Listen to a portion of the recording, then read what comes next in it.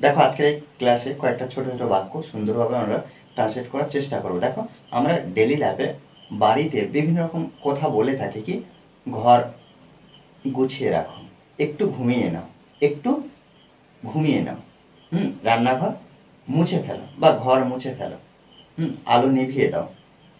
এই ধরনের বাক্য কিন্তু আমরা অনবরত বলি, কিন্তু সেটা বাংলাতে বলি, কিন্তু এগুলো কী করতে হবে, আজ থেকে ইংলিশে বলতে হবে। দেখো বাক্য, আলো নিভিয়ে দাও, রান্নাঘর মুছে ফেলো, একটু ঘুমিয়ে নাও, একটু একটু ঘুমিয়ে নাও।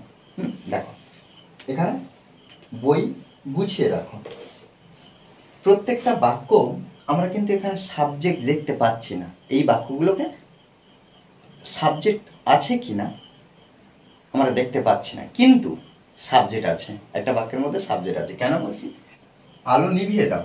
তাহলে কাউকে না কাউকে বলছি, অর্থাৎ তোমাকে বলা হচ্ছে যে আলো নিভিয়ে দাও, আলো নিভিয়ে দাও। সাবজেক্ট কিন্তু উল্লেখ করা হচ্ছে না, সাবজেক্টটা উজ্জ্ব আছে। সেক্ষেত্রে আমরা কি করব, ভার্ব দিয়ে শুরু করব।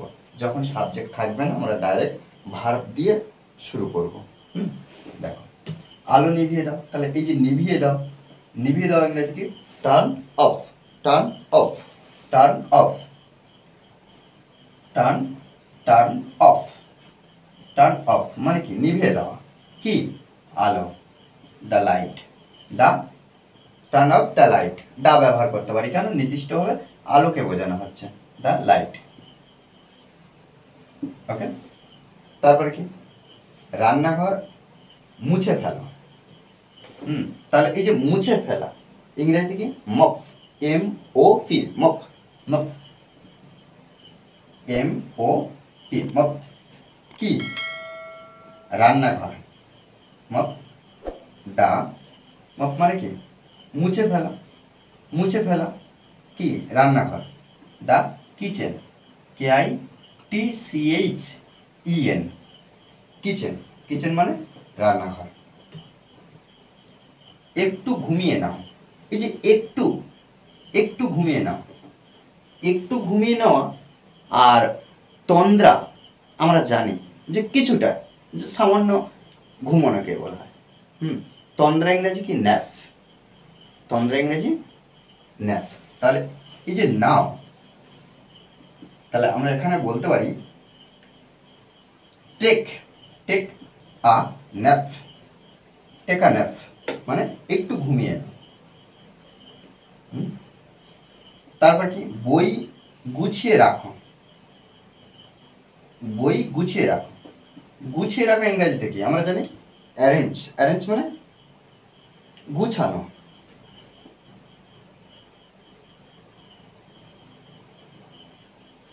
Arrange the books, arrange the books, অর্থাৎ বই গুছিয়ে রাখো বা বইগুলি। একটা বইকে বোঝানো হচ্ছে না, কি অনেকগুলো বইকে, বইকে গুছিয়ে রাখো, ওই জন্য আমরা এখানে এস ব্যবহার করেছি। তারপর দেখো আলো জ্বালিয়ে দাও, এই যে আলো জ্বালিয়ে দাও এই বাক্যটা আমাকে কমেন্ট বক্সে জানাবে। কেন, কারণ আমাদেরকেও প্র্যাকটিস করতে হবে, প্র্যাকটিসের বিকল্প কিছু নেই।